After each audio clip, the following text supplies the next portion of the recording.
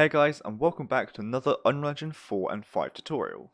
So in today's video, what we're going to be going over is a cast to node. Now this is something which a lot of people struggle with, both beginners and more advanced people struggle with this all the time, as it is something quite tricky to wrap your head around, but once you do understand it, it's very simple to use. So I'm going to be going over today what it is, how to use it, and mainly how to get the object and know which object to get for your cast to node, and I'm going to be giving some examples of some different casts as well. So without further ado, let's just get right into it. So I'm going to open up my character blueprint in here just to show you some of them. Some of these aren't necessarily to do with the character blueprint, it's just somewhere to show them. So firstly, what is a cast to node?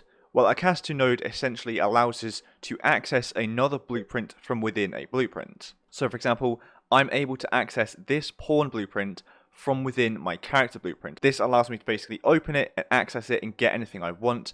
So I don't have anything in here because I've only just made it. But if we had some health in here, for example, I could get health and we'd be able to get it. Or I could even set health and you'd be able to do anything within there. So how do I know that to get this pawn, I need to do get player controller, get control pawn, and that's the object that will work.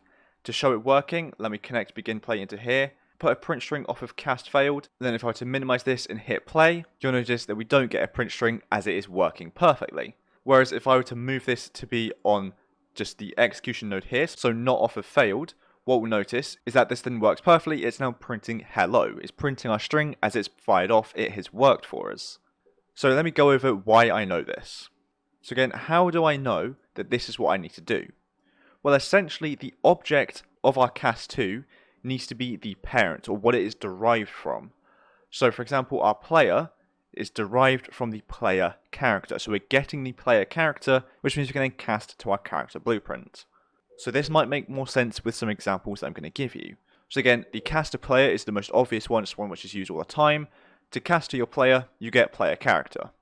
To cast to a pawn, you get the player controller, you get the controlled pawn, and that'll allow you to cast to a pawn. Now another example is if we want to cast to an animation blueprint. What we're going to do is inside of the character blueprint you're using the animation blueprint, you want to get your mesh, get the anim instance, and that is then the object for your animation blueprint. Because the animation blueprint is derived from our mesh's anim instance. Because if we select our mesh, we can see that it's obviously the anim class, or our instance is obviously using this animation blueprint we're doing here. So again, if I had to do event begin play, let me just delete it from down here, sorry. Get event begin play, put a print string off of this execution node here, we should see that we get it printing up in the top left here. And if we do it in cast failed, we will not get a print string as it's working perfectly for us, as you can see there. So let's delete that. And again, it's derived from our anim instance. So two more examples are we have a cast to widget. So for me, this is a floating widget. So we have a floating health bar widget above the player. So for other players to see, for example, we're going to get this widget. Out of that, we get widget, and that is then our cast to here. And for a HUD, you can do get player controller, get HUD, cast to HUD. These all make sense. They're all very simple to understand once you've got it. So again, you need to understand that whatever the blueprint is derived from is what you need to be able to have in the object. So that might be quite easy to understand, but maybe not so easy to actually then understand what it does derive from, what you need to put in there. That unfortunately is just some kind of trial and error and just researching and finding out what it is. It's a lot more easy when it's something you have made, because then obviously you know where it's derived from.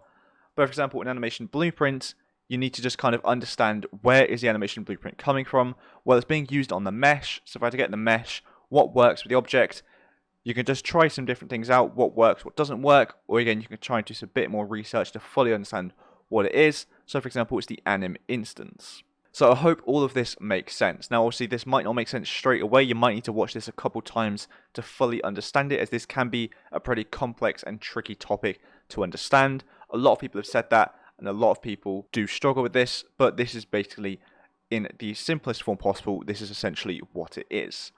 So if you do need more help, or more help specifically with different blueprints, do let me know in the comments down below, or on Discord. It's probably an easier place to reach out to me. I'm more likely to respond on Discord or email or anything along those lines. My YouTube comments do get filled up pretty quickly, so it's quite hard to see different comments. So I think that'll be it for this video, as we've done everything we want to do. We've covered what a cast to does, how to get the right object, and we've given some different examples of it, again, all in its simplest form. So thanks so much for watching this video. I hope you enjoyed it, and I hope you found it helpful.